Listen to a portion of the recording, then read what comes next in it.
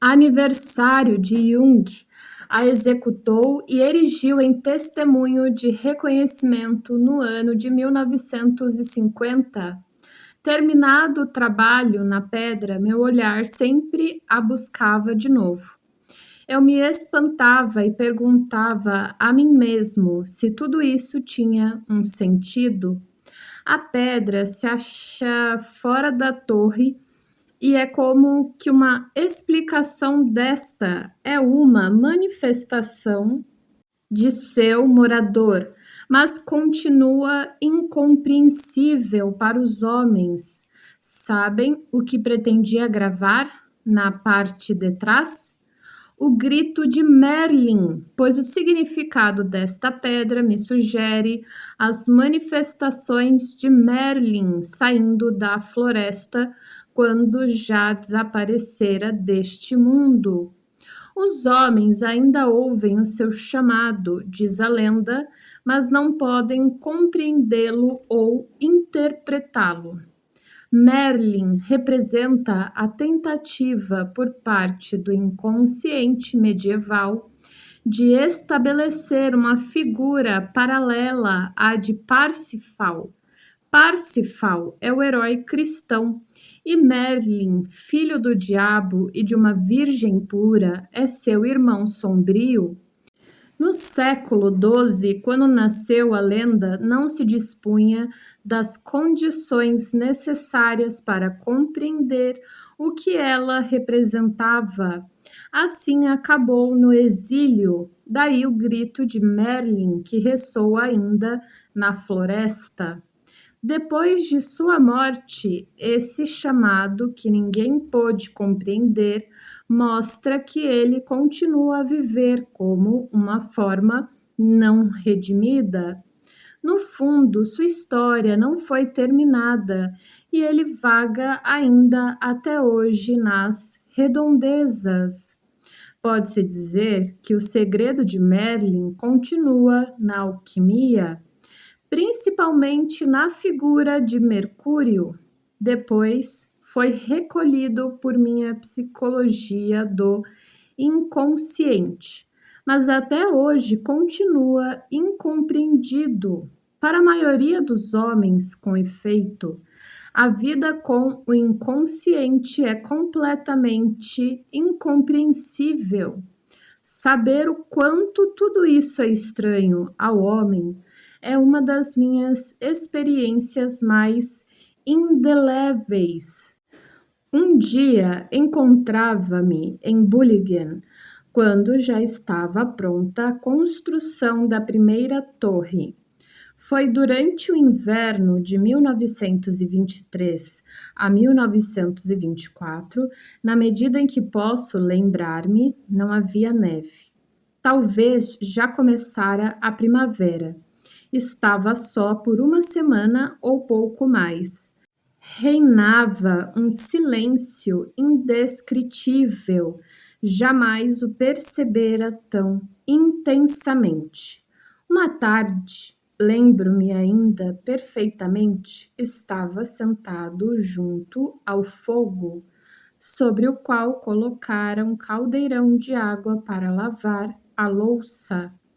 A água começou a ferver e a panela pôs-se a chiar. Tinha a impressão de ouvir inúmeras vozes, instrumentos de corda, ou algo semelhante a uma orquestra. Parecia uma polifonia, tipo de música que detesto, mas aquela me parecia particularmente interessante. Dir-se-ia que uma orquestra tocava dentro da torre e outra fora. Ora dominava uma, ora outra, como se falassem alternadamente. Sentei-me e pus-me a ouvir fascinado durante mais de uma hora. Escutei o concerto, essa mágica melodia da natureza. Música suave com todas as desarmonias da natureza, pois esta não é só harmoniosa. Bom, antes de prosseguir no texto, tem uma imagem que é da casa dele, uma é realmente uma torre, só que é bem pequena. Ela, vamos dizer, parece que tem uns 2 andares, só tá do lado de fora. E aí tem aquelas janelas que são retas embaixo e do lado, e em cima elas são um arco, né? Então tem na parte inferior e superior, o que dá a entender que são 2 andares. E aí tem uma porta exatamente no mesmo formato das janelas. Na parte de cima, né, como é uma torre, o telhado ele é cônico, é um cone, né? Parece telha mesmo, de barro. Em cima, sabe aquelas setinhas que vão indicando o vento? O terreno parece pedregoso, não dá para distinguir muito bem. Parece que dá para ver aquela fogueira ali, uma fogueira na frente, assim, mas é um lugar arbóreo. A legenda: Bolligen, a torre, em 1923, em seu primeiro estágio. Em seguida, é uma imagem mais completa aí da casa dele. Na primeira só tinha uma torre, e agora é como se fosse todo o terreno. São 3 estágios, eu acho. Porque é a mesma casa, tá. Aí tem aquela primeira torre, e aí ele fez como se fosse uma conexão com a segunda torre. E aí o mesmo formato, né, das coisas, essas janelinhas pequenas, que é muito curioso, porque são janelas muito pontuais. Hoje em dia a gente está tão acostumado com janelas amplas, né? Mas são bem janelinhas de torre mesmo, de castelos, né? Mesmo sendo uma casinha pequena. Dá para ver um lago, aqueles matinhos que crescem em lago. Dá para ver roupas estendidas, árvores, umas espécies de declives ali. É como se fosse um castelinho na beira do lago. E aí eu acho que aí a terceira imagem, eu acho que é da parte da frente, que a gente tá vendo a parte de trás, eu acho que essa é da parte da frente. Que aí na frente dessa casa, tem como se fosse um portalzinho e um muro cercando assim, protegendo do lago. E aí eu acredito que a pessoa entra por esse portalzinho e ali deve ser a entrada, a recepção, porque ele fica bem na beiradinha do lago mesmo, não dá pra... nem é antes, assim, ele fica bem retinho, bem rente. Na primeira, teve a primeira imagem, né? A segunda, legenda. Bolligen, a torre em 1927, aumentada por uma parte central e um anexo em forma de torre. E aí essa terceira imagem, Bolligen, a torre, em 1935, religada a uma segunda torre por um pátio e por uma loggia. Por fim, a última imagem da torre, muito bonitinha, gente. Ele acrescentou janelas mais amplas, continua tendo as janelas pequenininhas, mas tem janelas muito mais amplas. Tem um dos telhados continuou naquele cone, né, como um cone. Tem 2 como cones, mas tem um que tá mais... a torrezinha menor tá mais parecendo os telhados que a gente tem aqui no Brasil, que ele vai caindo assim, né? Vai fazendo um C, um J, mais ou menos assim. Só que a torre central é bem... parece um chapéu esse telhado, assim, porque ele é bem puxado para cima, não chega a ser um cone, ele é bem quadradinho, mas ele é bem alto. E aí tem umas videiras coladas na torre, tem um canto que escapa a fumaça, o laguinho continua igual, e árvores. Legenda: Bolligen, a torre, em 1955, em sua forma definitiva. Retornando ao texto. harmoniosa, mas também caótica e cheia de contrastes. Assim era a música, torrente de sons como na natureza, as águas e o vento, tão estranha que é absolutamente impossível descrevê-la. No início da primavera de 1924, estava de novo em Bolligen. Encontrava-me só e tinha acendido o fogão. Era uma tarde silenciosa, como a que acabei de descrever. Durante a noite, passos leves me despertaram. Alguém caminhava em torno da torre. Uma música longínqua aproximava-se cada vez mais e ouvi então vozes, risos, conversas. Pensei, quem será? O que significa isso? Só há um atalho ao longo do lago e é raro que alguém passe por ele. Refletindo, acordei completamente e fui à janela. Abri as venezianas. Tudo estava em silêncio. Não havia ninguém, nenhum ruído, nada. Não ventava, não havia nada, nada, absolutamente nada. Que coisa estranha, pensei. Estava certo de que os ruídos de passos, os risos e as conversas tinham sido reais. Mas ao que parecia, fora apenas um sonho. Voltei à cama e comecei a refletir acerca de nosso poder de ilusão. Como fora possível que eu tivesse um tal sonho? Adormeci de novo e o mesmo sonho recomeçou. Ouvi novamente os passos, as conversas, os risos e a música.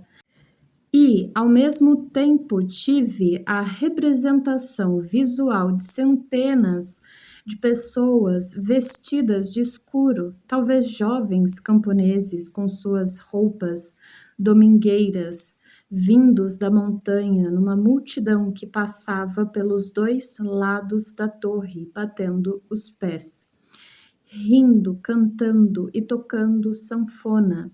Irritado, pensei, é de se mandar ao diabo. Pensei que se tratasse de um sonho. E eis que agora é verdade. Acordei emocionado. Levantei-me depressa, abri as janelas e as venezianas, mas tudo estava como antes. Noite enluarada e silêncio de morte. Pensei então, são simples fantasmas. É claro que perguntava a mim mesmo qual poderia ser o sentido de um sonho que insistia a tal ponto sobre sua realidade e sobre o meu pseudo-estado de vigília. Isto só acontece quando se trata de fantasmas. Estar acordado equivale a perceber a realidade. O sonho representa, pois, uma situação equivalente à realidade na qual cria uma espécie de vigília.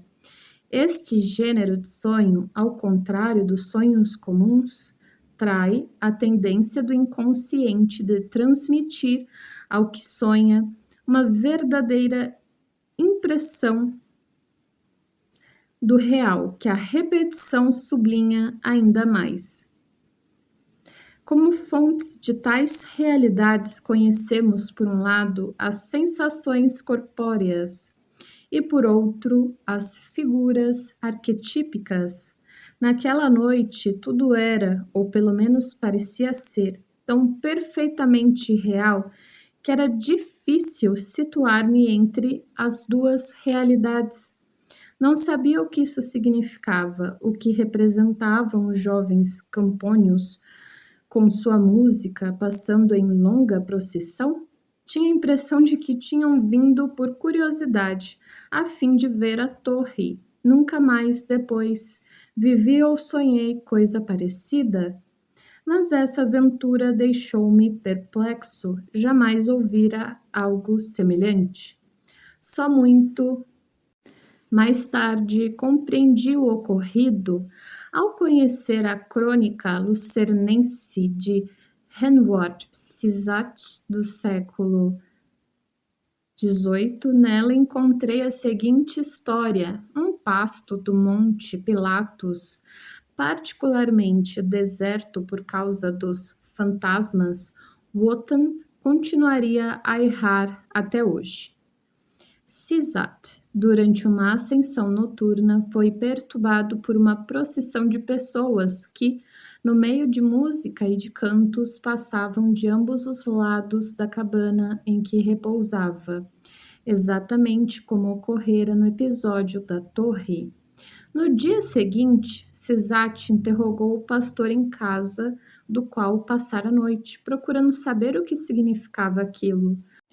O pastor não teve a menor dúvida, disse que deviam ser os bem-aventurados, isto é, a legião de almas defuntas conduzidas por Wotan. Elas costumavam voltar e se manifestavam desse modo. Poder-se-ia tentar explicar minha experiência como um fenômeno de solidão. O vazio e o silêncio exterior teriam sido compensados pela imagem de uma multidão. As alucinações dos eremitas representam compensações dessa natureza. Mas quem sabe sobre que realidade se funda esse tipo de histórias? Poder-se-ia também pensar que eu tivesse sido sensibilizado pela solidão a ponto de perceber a procissão de defuntos que por lá passava. A explicação do acontecimento como compensação psíquica ou como alucinação nunca me satisfizeram.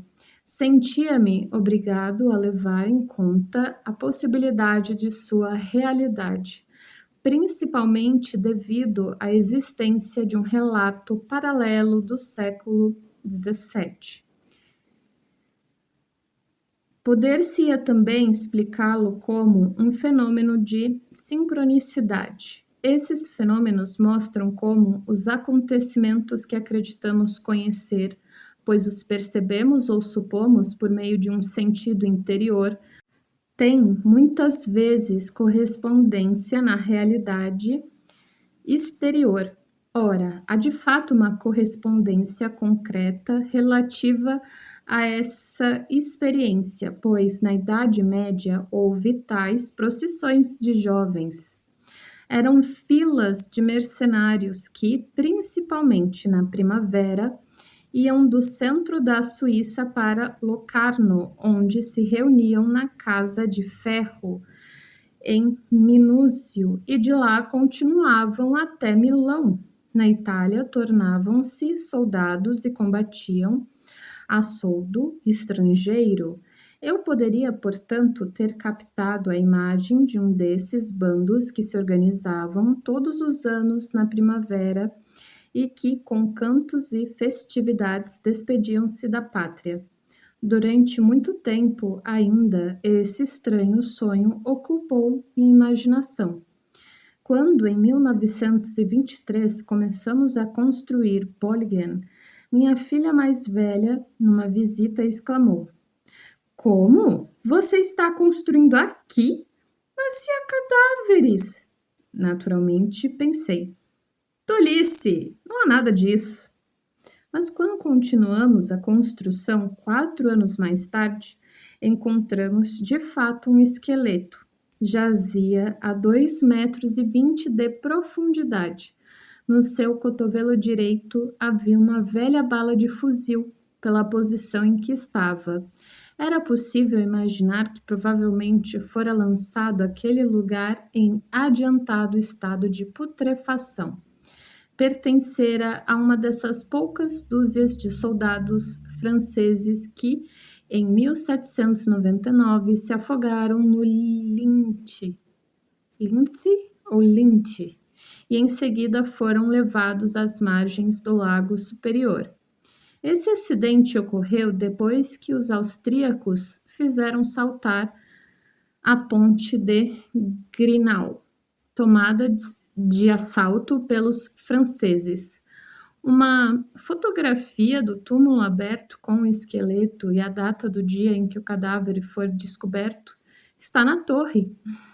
Só Jung mesmo, né, para fazer isso. Foi no dia 22 de agosto de 1927. Organizei então em minha propriedade um enterro em boa e devida forma para o soldado. Dei 3 tiros de salva sobre sua sepultura. Depois pus sobre ela uma pedra tumular com uma inscrição. Minha filha pressentira a presença do cadáver. Sua faculdade de pressentimento é uma herança de minha avó materna. Durante o inverno de 1955 até 56, esculpi os nomes de meus antepassados paternos em 3 lápides, que fixei na lógia. Pintei no teto motivos de meus brasões, dos de minha mulher e de meus genros. Originariamente, a família Jung tinha uma fênix como animal heráldico, o que, sem dúvida, tem uma relação com a palavra Jung, jovem, Jugend, juventude, rejuvenescimento. Mas meu avô modificou os elementos do brasão, provavelmente por reatividade ao pai. Era franco-maçom, entusiasta e grão-mestre da loja suíça. Deve-se, provavelmente, a essa circunstância a modificação que introduziu nas suas armas. Assinalo este fato que em si não tem importância porque se insere no desenvolvimento histórico, no meu pensamento e da minha vida. Devido à modificação introduzida por meu avô, meu brasão não tem mais a fênix de outrora, tem em cima à direita uma cruz azul e embaixo à esquerda um cacho de uvas azul sobre o campo dourado. Entre ambos há uma faixa azul com uma estrela de ouro.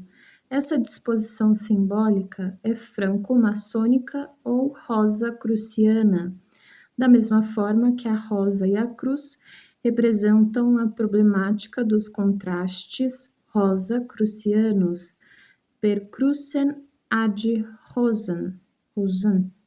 O cristão e o dionisíaco, cruz e uvas, são o símbolo do espírito celeste e do citônico, ou quitônico.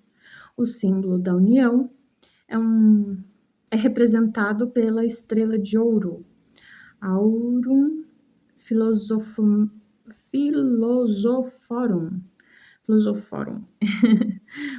O ouro dos filósofos, isto é, dos alquimistas.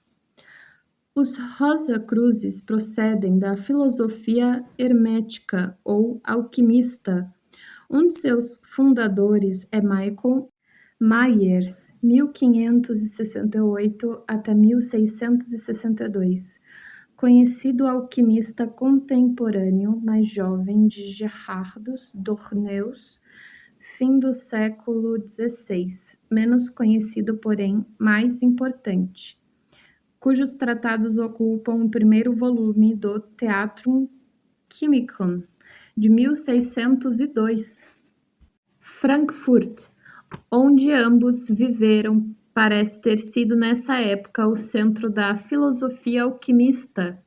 Em todo caso, Michael Mayer, como conde palatino e médico da corte de Rodolfo II, era uma personalidade conhecida e estimada no lugar.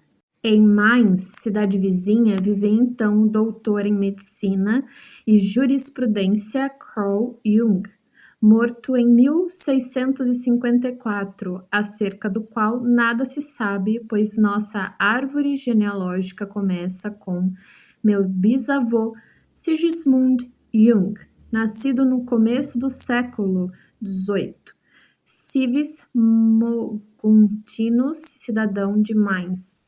Porquanto os arquivos municipais de Mainz foram queimados quando a cidade foi sitiada durante a Guerra da Sucessão de Espanha, é muito provável que o erudito Dr. Carl Jung conhecesse os escritos dos dois alquimistas, pois a farmacologia da época estava ainda sob a influência de Paracelso Dorneus. Era um adepto fervoroso de Paracelso, sob cujo tratado de Vita Longa escreveu um volumoso comentário. Entre os alquimistas, foi ele quem mais se ocupou do que hoje se pode chamar de processo de individualização. Devido ao fato de que uma grande parte do trabalho de minha vida foi consagrada ao estudo da problemática dos opostos, principalmente no que concerne à sua simbologia alquimista, esses acontecimentos, que são antecipações, são dignos de nota. Por isso os relato a meus leitores. Enquanto trabalhava em minha árvore genealógica, compreendi a estranha comunhão de destinos que me ligava aos meus antepassados. Tenho a forte impressão de estar sob a influência de coisas e problemas que foram deixados incompletos e sem resposta por parte de meus pais, meus avós e de outros antepassados.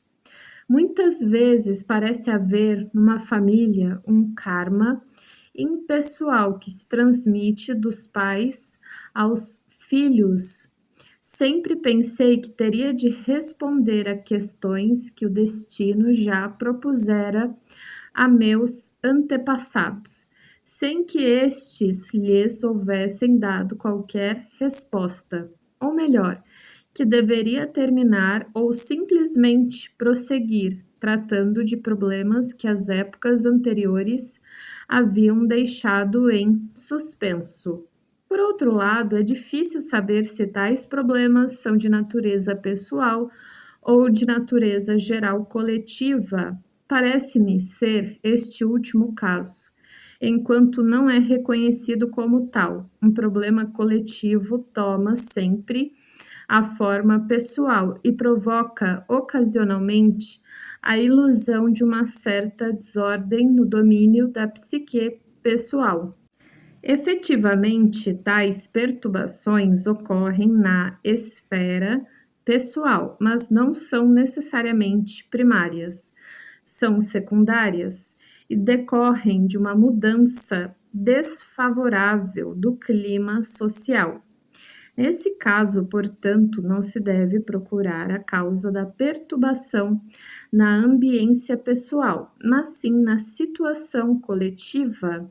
A psicoterapia ainda não levou em conta suficientemente esta circunstância.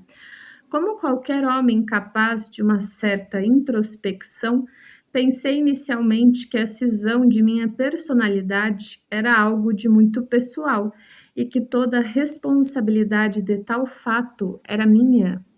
É verdade que Fausto já soprara em meus ouvidos as palavras salutares. Duas almas, ai de mim, habitam no meu peito. Mas não lançara qualquer luz sobre a causa dessa dissociação. A compreensão faustiana parecia aplicar-se a mim. Quando li o Fausto, não podia supor ainda quanto o estranho mito heróico de Goethe era coletivo e profetizava o destino da Alemanha. Era por isso que me sentia pessoalmente atingido. E quando Fausto, em consequência de sua híbris e inflação, provocava a morte de Filemon e de Baucis, acreditei ser culpado, um pouco como se, em pensamento, tivesse participado do assassinato dos dois velhos. Essa estranha ideia alarmou-me e achei que era responsabilidade minha expiar tal crime ou impedir que ele se reproduzisse. Uma informação que recebi de alguém nessa época de minha juventude veio confirmar ainda essa falsa conclusão. Soube, com efeito, que corria uma lenda a propósito de meu avô Jung. Ele teria sido filho natural de Goethe. Essa história irritante me tocava e, porque parecia ao mesmo tempo reforçar e explicar as reações estranhas que eu sentia em relação a Fausto. Não acredito na reencarnação, mas a ideia do karma dos hindus me é naturalmente familiar. Como não tinha, nessa época, a menor noção da existência do inconsciente, não podia compreender psicologicamente minhas reações. Não sabia também, de forma alguma, como até hoje em geral, não se sabe, que o futuro se prepara muito tempo antes no inconsciente e que por isso os visionários podem adivinhá-lo com anterioridade. Foi assim, por exemplo, que, recebendo a notícia do coração do imperador em Versalhes, Jacob Burckhardt exclamou: "É o declínio da Alemanha!"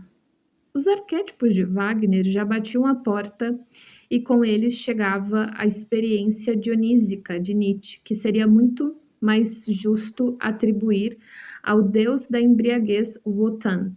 A híbris da era wilhelmiana desconcertou a Europa e preparou a catástrofe de 1914. O espírito desses tempos aprisionou-me inconscientemente nos anos de juventude, por volta de 1893. E eu não tinha meio algum de fugir a ele. Fausto fez vibrar em mim uma corda e me atingiu de tal maneira que só podia compreendê-lo de um ponto de vista pessoal. O problema dos contrários, do bem e do mal, do espírito e da matéria, do claro e do obscuro, foi algo que me tocou profundamente. Fausto, filósofo inepto e ingênuo, depara com seu lado obscuro sua sombra inquietante, Mefistófeles. A despeito de sua natureza negativa, Mefistófeles, diante do sábio carcomido que se aproxima do suicídio, representa o verdadeiro espírito da vida. Meus contrastes interiores apareciam assim sob a forma do drama. Goethe, de alguma forma, havia esboçado um esquema de meus próprios conflitos e soluções. A dicotomia Fausto-Mefisto confundia-se para mim num só homem, e este homem era eu. Em outras palavras, sentia-me atingido, desmascarado, e, uma vez que era esse o meu destino, todas as peripécias do drama me concerniam pessoalmente. Apaixonadamente, sentia-me obrigado a aceitar isso, a lutar contra aquilo. Nenhuma solução me era indiferente. Mais tarde, em minha obra, parti do que Fausto deixara de lado, o respeito pelos direitos eternos do homem, a aceitação do antigo e a continuidade da cultura e da história do espírito. A atitude de Jung é manifesta na inscrição que pusera inicialmente em cima da porta de sua casa de Bulligen: Philesmonis Sacrum Fausti Poenitentia. Relicário de Philemon, penitência de Fausto. Quando este lugar foi murado, ele pôs as mesmas palavras na entrada da segunda torre. Tanto nossa alma como nosso corpo são compostos de elementos que já existiam na linguagem dos antepassados. O novo na alma individual é uma recombinação, variável ao infinito, de componentes extremamente antigos. Nosso corpo e nossa alma têm um caráter eminentemente histórico e não encontram no realmente novo que acaba de aparecer lugar conveniente, isto é, os traços ancestrais só se encontram parcialmente realizados. Estamos longe de ter liquidado a Idade Média, a Antiguidade, o primitivismo e de ter respondido às exigências de nossa psique a respeito deles. Entre mentes, somos lançados num jato de progresso que nos empurra para o futuro, com uma violência tanto mais selvagem quanto mais nos arranca de nossas raízes. Entretanto, se o antigo irrompe, é frequentemente anulado e é impossível deter o movimento para frente. Mas é precisamente a perda de relação com o passado, a perda das raízes, que cria um tal mal-estar na civilização. A pressa que nos faz viver mais no futuro com suas promessas quiméricas de idade de ouro do que no presente, que o futuro da evolução histórica ainda não atingiu. Precipitamo-nos desenfreadamente para o novo, impelidos por um sentimento crescente de mal-estar, de descontentamento, de agitação. Não vivemos mais do que possuímos, porém de promessas não vemos mais a luz do dia presente, porém prescrutamos a sombra do futuro, esperando a verdadeira alvorada. Não queremos compreender que o melhor é sempre compensado pelo pior. A esperança de uma liberdade maior é anulada pela escravidão do Estado, sem falar dos terríveis perigos aos quais nos expõem as brilhantes descobertas da ciência. Quanto menos compreendemos o que nossos pais e avós procuraram, tanto menos compreendemos a nós mesmos e contribuímos com todas as nossas forças para arrancar o indivíduo de seus instintos e de suas raízes, transformado em partícula de massa, obedecendo somente ao que Nietzsche chamava o espírito da gravidade. É evidente que as reformas orientadas para frente, isto é, por novos métodos ou gadgets, trazem melhoria imediata, mas logo se tornam problemáticas e ainda por cima custam caro. Não aumentam em nada o bem-estar, o contentamento, a felicidade em seu conjunto. Na maioria das vezes são suavizações passageiras da existência, como, por exemplo, os processos de economizar tempo que infelizmente só lhe precipita o ritmo, deixando-nos assim cada vez menos tempo. Hominis festinatio ex parte diaboli est. Toda pressa vem do diabo, costumavam dizer os antigos mestres.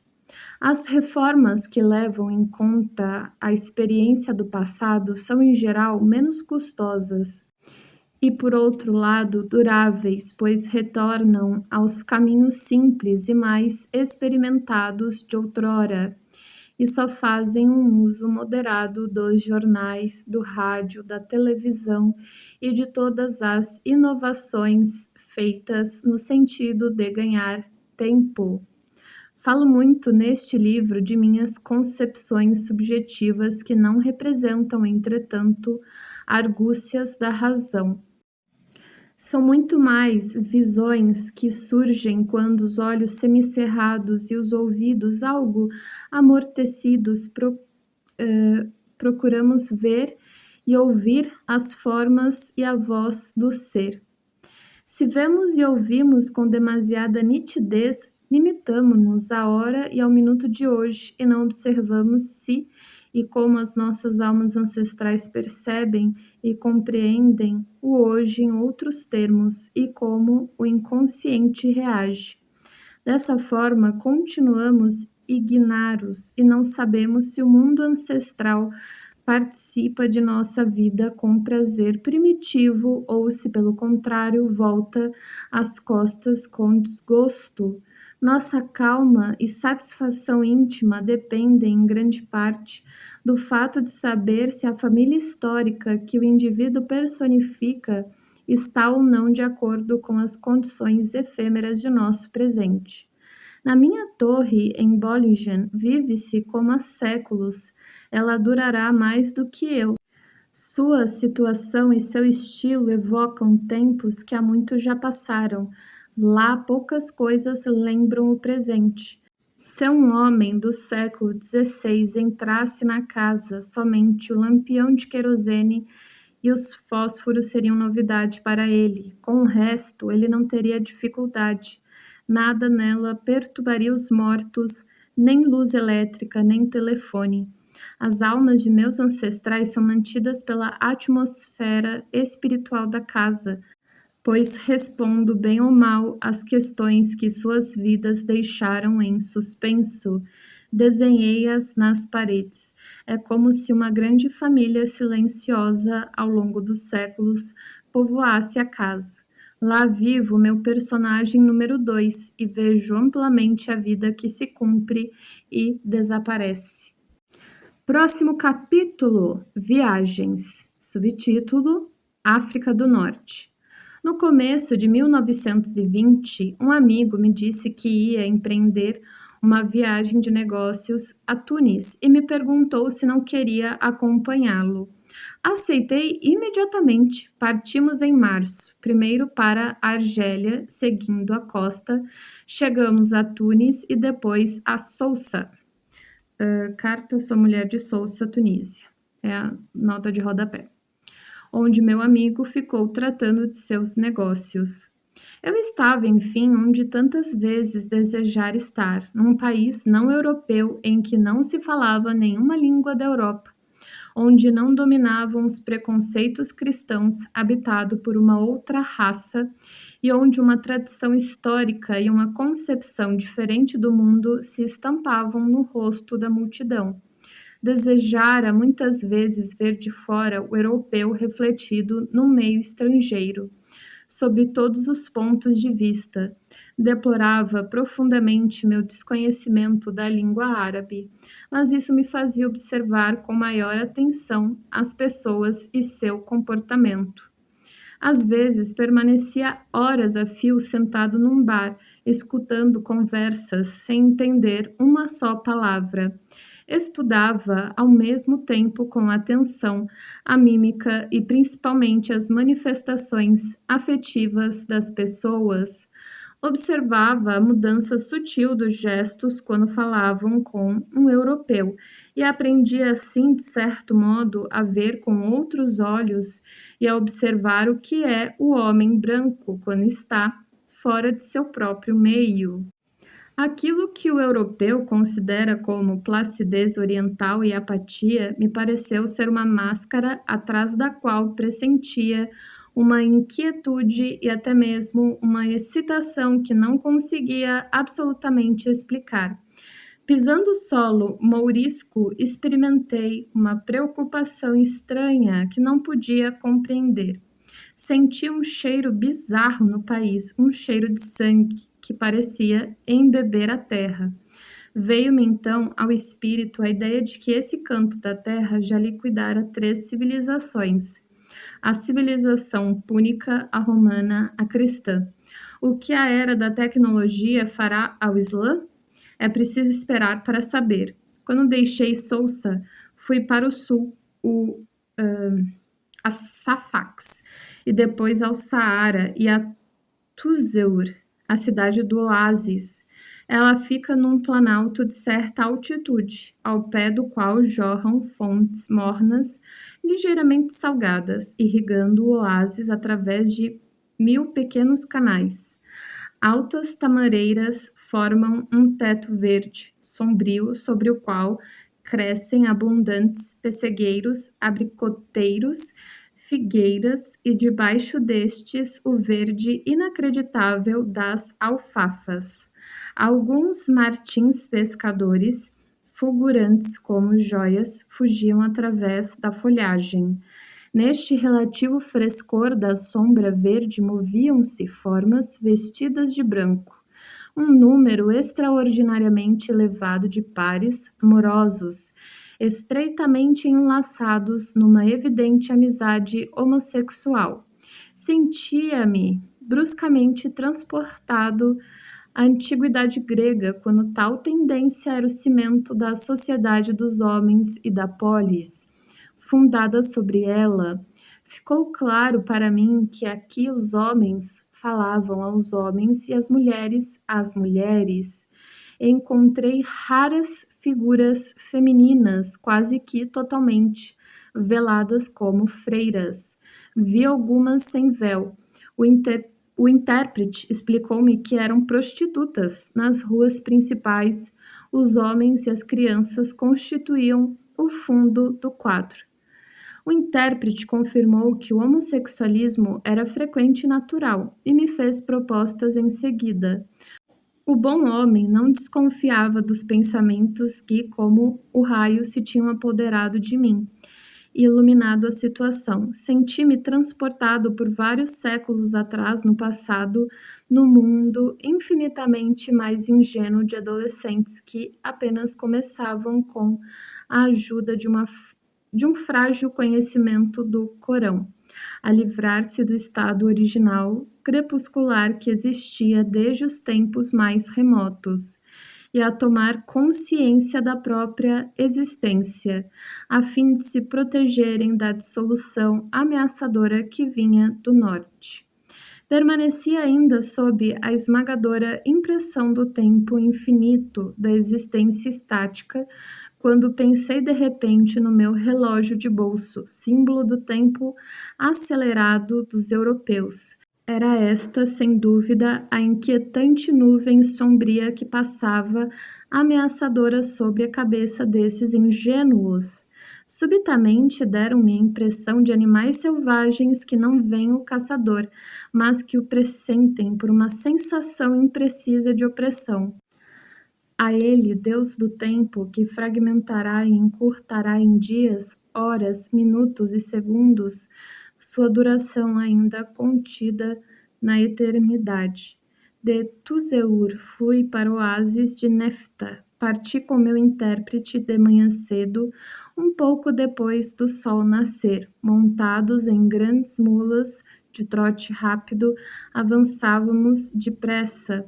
Nas proximidades do oásis, um cavaleiro solitário, em suas vestes brancas, montado numa mula negra com belos arreios ornados de prata, veio em nossa direção, passou perto de nós sem saudar-nos.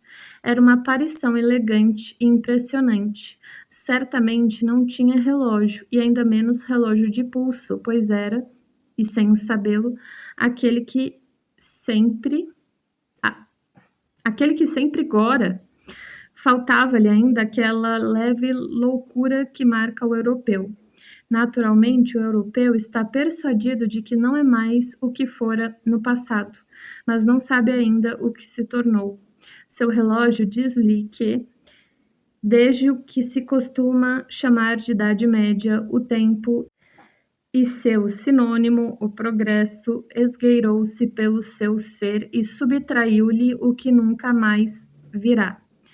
Com a bagagem aliviada, continua sua peregrinação rumo a metas nebulosas, com aceleração progressiva.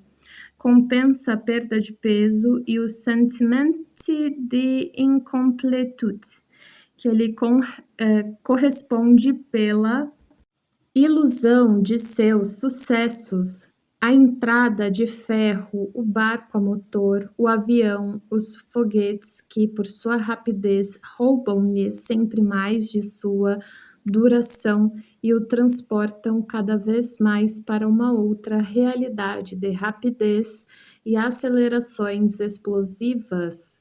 Quanto mais penetrávamos no Saara, mais se retardava meu tempo. Ameaçava mesmo andar ao contrário.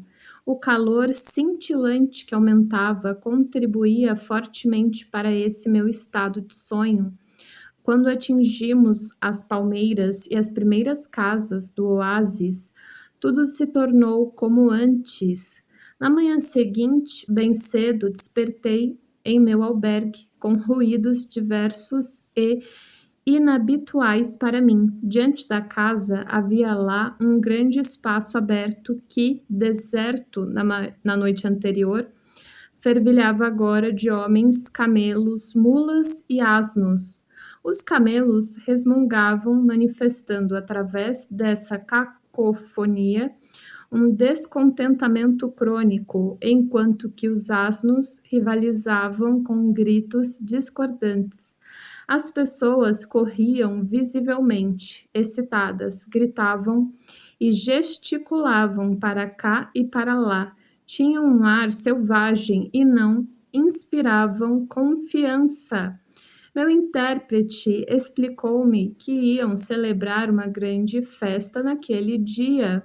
Durante a noite, alguns clãs do deserto haviam chegado para trabalhar 2 dias para o Marabô, o que era o administrador dos bens dos pobres e possuía numerosos campos nos oásis. As pessoas que haviam chegado preparavam um novo campo e os canais de irrigação necessários.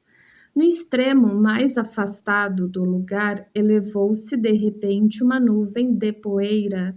Um estandarte verde foi desdobrado e o tambor ressoou à frente de uma longa fila de algumas centenas de homens de aparência selvagem, que carregavam cestas de fibras e enxadas grandes e curtas.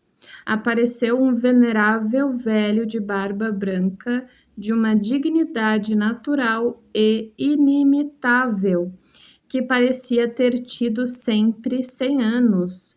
Era o Marabô montado em sua mula branca. Em torno dele, os homens dançavam com tamborins. Por toda parte reinava a agitação, gritos selvagens e roucos, poeira e calor.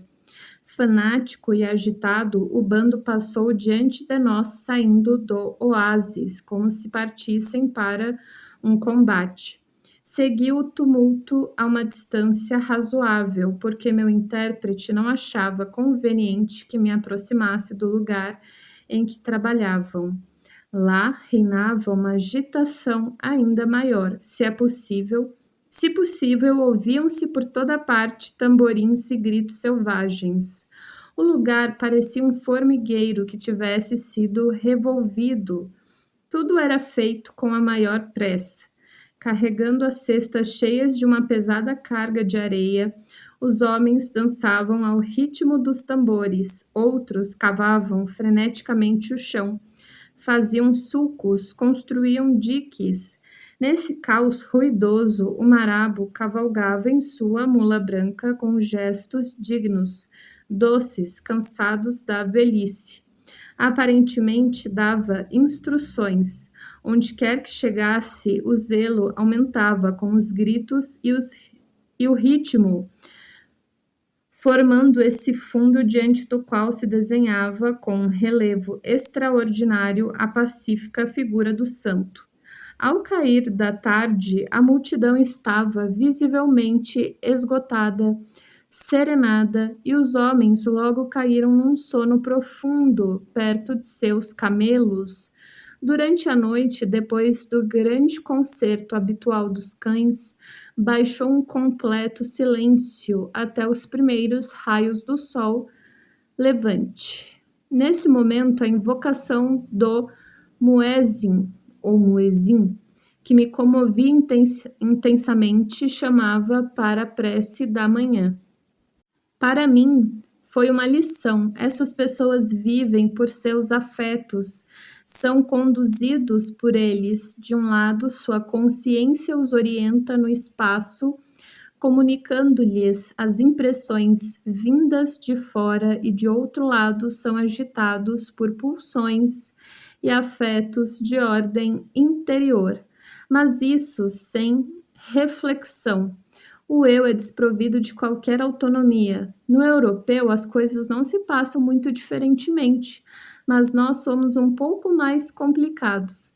Em todo caso, dispomos de uma certa dose de vontade e de intenção refletida. O que mais nos falta é talvez a intensidade devida.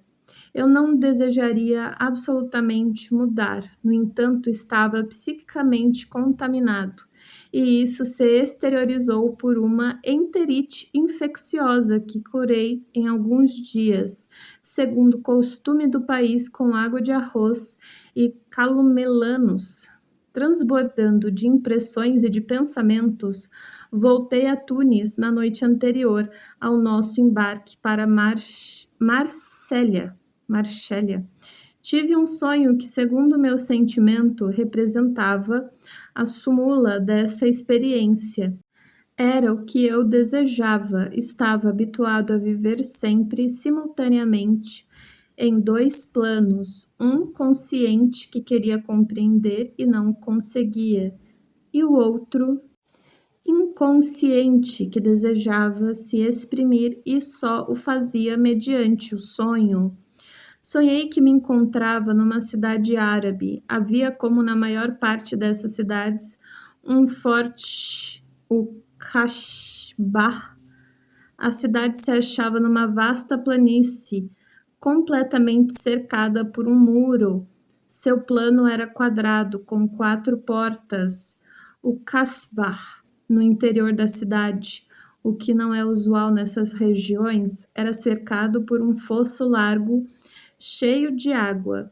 Eu estava diante de uma ponte de madeira que atravessava a água e conduzia a uma porta sombria em forma de ferradura. Ela estava aberta. Desejoso de ver o interior do forte, transpus a ponte. Quando me encontrava mais ou menos no meio dela, veio em minha direção pela porta um belo árabe de albornoz branco, porte elegante, pele escura, quase real. Sabia que esse jovem efebo era o príncipe residente. No momento em que se aproximou de mim, me atacou, tentando lançar-me ao chão. Lutamos. Durante o combate, fomos de encontro à balaustrada, que cedeu e caímos no fosso. Ele tentou mergulhar minha cabeça na água para afogar-me. Não, disse eu. Isso já é demais. Então mergulhei a cabeça dele na água. Consegui fazê-lo, pois, embora sentisse uma grande admiração por ele, não estava disposto a morrer. Não tinha a intenção de matá-lo, mas apenas de fazê-lo perder a consciência, tornando-o incapaz de lutar. Depois, o cenário do sonho mudou. O jovem árabe encontrava-se comigo no meio do forte, numa grande sala octogonal com o teto em forma de abóbada. O recinto era inteiramente branco, muito simples e impressionante. Ao longo das paredes de mármore claro havia sofás. Diante de mim, no chão, havia um livro aberto com letras negras belíssimas, traçadas no pergaminho branco como leite.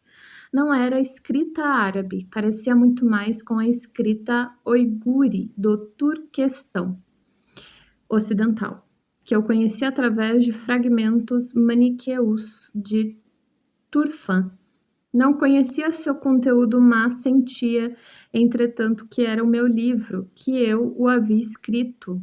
O jovem príncipe com quem acabara de lutar estava sentado no chão, à minha direita. Expliquei-lhe que era preciso agora que o vencera ler o livro. Ele se negava. Abracei-o e o obriguei, afinal, com bondade paternal e com paciência, a lê-lo. Sabia que isso era indispensável e ele acabou por concordar. Este sonho causou-me profunda impressão. O jovem árabe é um sócia do árabe altivo que passara a cavalo perto de nós, sem saudar-nos, habitante de Kashbah. É uma representação do si mesmo, ou melhor, um mensageiro enviado do si mesmo, pois o Kasbah, de onde vinha, é um mandala perfeito, forte, cercado de um muro quadrado com 4 portas. Seu desejo de me eliminar é uma reprodução do motivo da luta entre Jacó e o anjo. Ele é, para falar a linguagem da Bíblia, como que o anjo do Senhor, mensageiro de Deus que quer matar o homem porque não o conhece.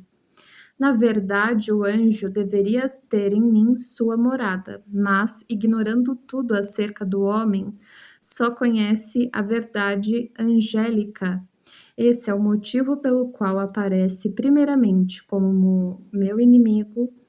Entretanto, eu me afirmo frente a ele. Na segunda parte do sonho, sou o senhor do fortim. Ele está sentado a meus pés e é preciso que aprenda a conhecer meus pensamentos e, ao mesmo tempo, o homem. Meu encontro com a civilização árabe me havia impressionado profundamente.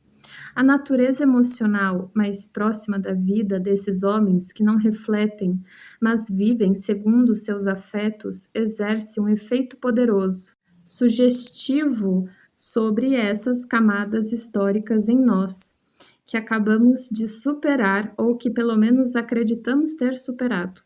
Acontece o mesmo que com o paraíso da infância, ao qual acreditamos ter escapado, mas que a menor provocação nos aflige novas derrotas.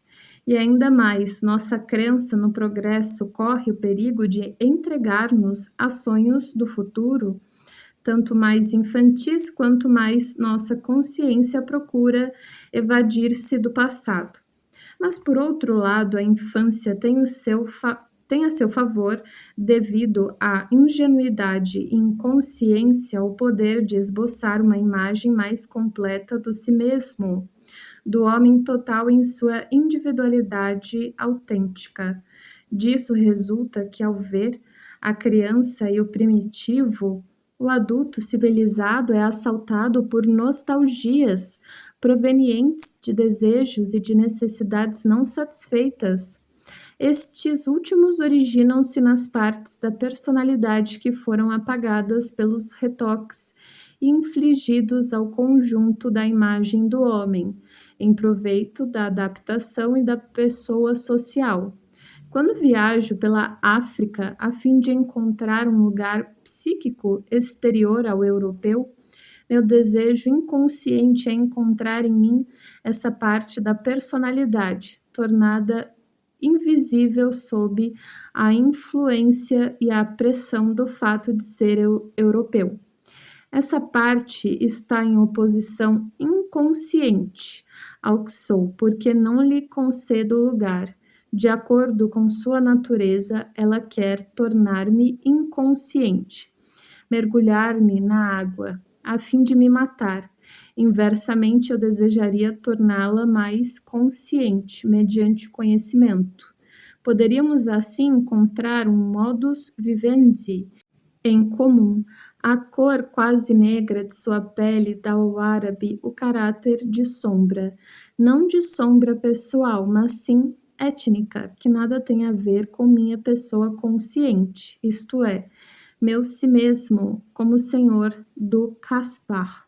É, por assim dizer, uma espécie de sombra do si mesmo, para o europeu, determinado em sua maior parte pela razão. Muito do que é humano permanece estranho, e isso o envaidece um pouco, porque não percebe que isso se dá às custas da intensidade de sua vida. Consequentemente, a parte primitiva da personalidade é condenada a uma existência parcialmente subterrânea. Deduz-se claramente desse sonho como o meu encontro com a África do Norte agiu sobre mim. Primeiro fui ameaçado de ver minha consciência europeia esmagada por um ataque violento e inesperado por parte da psique inconsciente. Conscientemente ignorava por completo essa situação. Pelo contrário, não podia defender-me de experimentar um certo sentimento de superioridade, porque a cada passo lembrava-me de meu europeísmo. Isso era inevitável e marcava uma certa distância e uma certa estranheza frente a homens tão diferentes de mim. Mas eu não estava preparado para encontrar em mim forças inconscientes que assumiriam com tal intensidade a causa desses outros homens, a ponto de desencadear um violento conflito. O sonho o traduzia pela imagem de uma situação destruidora. Só compreendi a verdadeira natureza dessa perturbação alguns anos mais tarde, quando permaneci algum tempo na África tropical. Era a primeira alusão ao going black under the skin, perigo mental geralmente subestimado, que ameaça o europeu desenraizado na África. Abre aspas, mas lá onde está o perigo, cresce também a salvação, fecha aspas. Essa frase de Hölderlin voltava-me às vezes ao espírito em situações semelhantes. A salvação reside na possibilidade que temos de tornar consciente a ação inconsciente por meio de sonhos, de advertência. Eles nos revelam que algo em nós, além de não submeter-se passivamente à influência inconsciente, precipita-se ardentemente num instante de identificar-se com a sombra. Uma lembrança da infância pode apoderar-se de repente com violenta emoção de toda a consciência, devolvendo-nos por inteiro à situação primeira. Do mesmo modo, esse meio árabe estranho, totalmente diferente, desperta a lembrança original de uma pré-história, época longínqua tão bem conhecida e que pensamos ter esquecido completamente. É a lembrança de uma possibilidade de vida ainda existente, mas mascarada pela civilização. Revivê-la em toda espontaneidade equivaleria a uma recaída na barbárie. Portanto, preferimos esquecê-la, mas se ela voltar a nós sob a forma de um conflito, é preciso mantê-la na consciência e confrontar uma com a outra as duas possibilidades, a que se vive e a que se esqueceu. Pois se não tivesse havido razões suficientes, o que parece esquecido não se teria manifestado de novo. Na estrutura psíquica viva, nada se produz de maneira puramente mecânica. Tudo se insere na economia do conjunto, um conjunto ao qual se relaciona. Tudo responde a uma finalidade e tem um sentido. Mas como a consciência não abarca jamais todo o conjunto, não pode, regra geral, compreender tal sentido. Em primeiro lugar, é preciso se contentar com a constatação dos fatos e deixar ao futuro e a um exame ulterior o cuidado de encontrar uma resposta à questão de saber o que pode significar esse choque com a sombra do si mesmo. Em todo caso, eu não tinha naquela época a menor ideia da natureza desta experiência arquetípica, e menos ainda dos paralelos históricos. Sem que eu tivesse então compreendido claramente o sentido último do sonho, ele se fixou para sempre na minha memória, conservando em mim o vivo desejo de voltar à África na primeira ocasião. Este desejo se realizou 5 anos mais tarde. Título: Os Índios Pueblos. Temos sempre necessidade de um ponto de vista fora do objeto de nossas preocupações, a fim de podermos considerar eficazmente a alavanca da crítica. Isso é especialmente verdadeiro quando se trata de fatos psicológicos, pois estamos muito mais implicados subjetivamente neles do que em qualquer outra ciência. Como de fato poderíamos tomar consciência de particularidades nacionais se nunca tivéssemos tido a ocasião de olhar de fora nossa própria nação? Olhar de fora significa olhar do ponto de vista de uma outra nação. Para isso, precisamos adquirir um conceito suficiente da alma coletiva estrangeira. E nesse processo de assimilação, chocamo-nos sempre com todas as incompatibilidades que constituem o preconceito nacional e a particularidade da nação. Tudo o que me irrita nos outros pode ajudar-me no conhecimento de mim mesmo. Só compreendo a Inglaterra a partir do momento em que, como suíço, percebo em que ponto não me adapto ao seu ambiente. Só compreendo a Europa, o maior dos nossos problemas, quando vejo em que ponto eu, europeu, estou à margem do mundo. Viajei muito pela América e conheci muitos americanos. Devo uma grande parte de minha compreensão e de minhas críticas ao caráter europeu, a tal fato. Creio que nada é mais útil para o europeu do que o olhar a Europa do alto de um arranha-céu. Considerei pela primeira vez o espetáculo da Europa, estando no Saara, no seio de uma civilização que está para aproximadamente como a antiguidade romana para a época moderna, compreendi o quanto estava fechado e aprisionado, mesmo na América, na consciência cultural do homem branco. Nessa época, amadureceu em mim o desejo de levar mais longe as comparações históricas, descendo a um nível cultural ainda menos evolutivo. A viagem que realizei em seguida, em companhia de alguns amigos americanos, conduziu-me ao Novo México, onde habitam os índios pueblos, construtores de cidades. Falar de cidades é evidentemente exagerado. Na realidade, trata-se de aldeias, as suas casas comprimidas e construídas umas sobre as outras sugerem a palavra cidade, da mesma forma que sua linguagem e toda sua maneira de ser.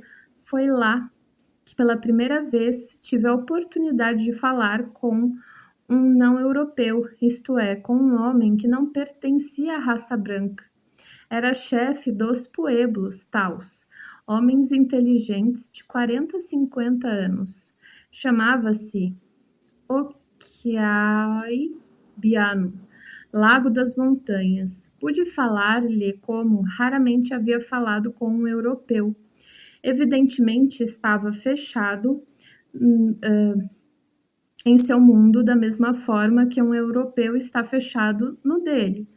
Mas em que espécie de mundo? Quando falamos com um europeu, logo nos atolamos em tudo aquilo que já é conhecido há muito tempo, embora nunca compreendido, enquanto que entre eles o navio flutua em mares estranhos e profundos.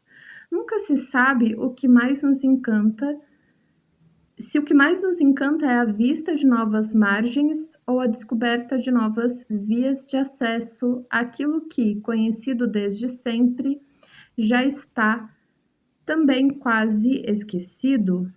Veja, dizia Okiai